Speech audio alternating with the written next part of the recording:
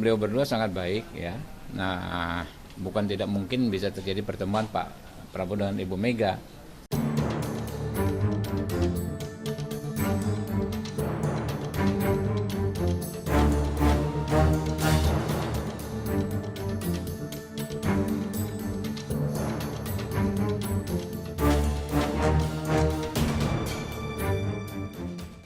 Beliau berdua sangat baik ya.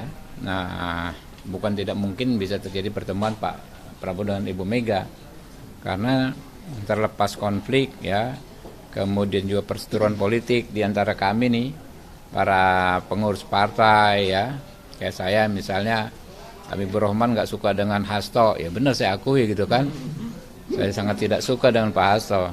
Tapi Ibu Mega dengan Pak Prabowo ya, itu tidak bisa dipengaruhi oleh siapapun. Hubungan mereka akan selalu tetap baik. Kan sejarah membuktikan ada kontestasi yang begitu antagonis 2014-2019. Kita seru-seru banget kan? Ya, dengan para pendukung Pak Jokowi waktu itu dan pendukung Pak Prabowo. Tapi Bu Mega dengan Pak Prabowo ketemu santuy-santuy saja gitu kan? Ya, berkomunikasi tetap, bahkan Pak Prabowo di saat-saat seperti itu selalu mewanti-wanti kami nih, ya, jangan sampai ya, menyampaikan narasi yang menyerang pribadi Ibu Mega.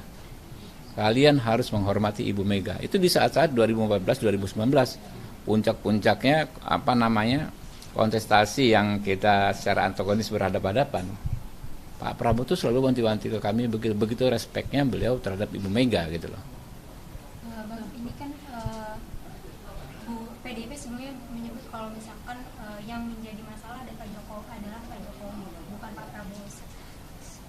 Sedangkan Pak Jokowi sendiri ini mendukung erat dengan Pak Prabowo. Ini apakah Pak Jokowi bisa menjadi penghalang? Enggak, justru Pak Prabowo ya yang akan bisa menjembatani kembali, merajut kembali lah ya hubungan Pak Jokowi dengan PDI Perjuangan ya.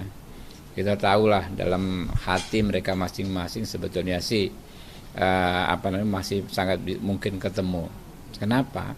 Ya Pak Jokowi juga kan besar di PDI Perjuangan, dan PDI Perjuangan juga pernah juga ikut dibesarkan oleh Pak Jokowi. Sekarang kontestasi ini sudah berlalu ya. Sudah semakin orang-orang itu semakin move on. Tahapan move on pertama itu kan ketika hasil quick count.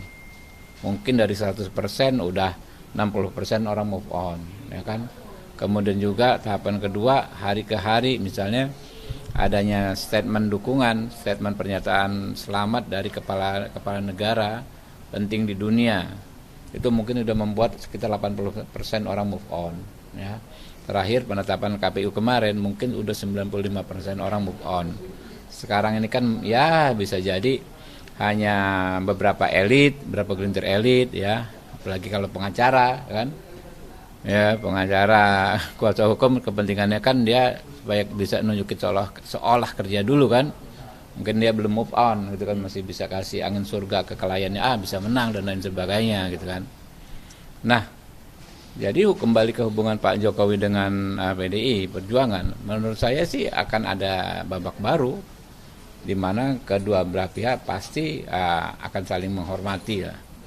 Jadi nggak akan ada lah, saya juga paham banget ya, pemimpin-pemimpin kita ya, Ibu Mega, nggak akan ada politik pengkotak-kotakan, saya nggak mau asal ada Jokowi, kalau selama ada Jokowi nggak mau. Nggak akan ada begitu kok, sudah dewasa semua.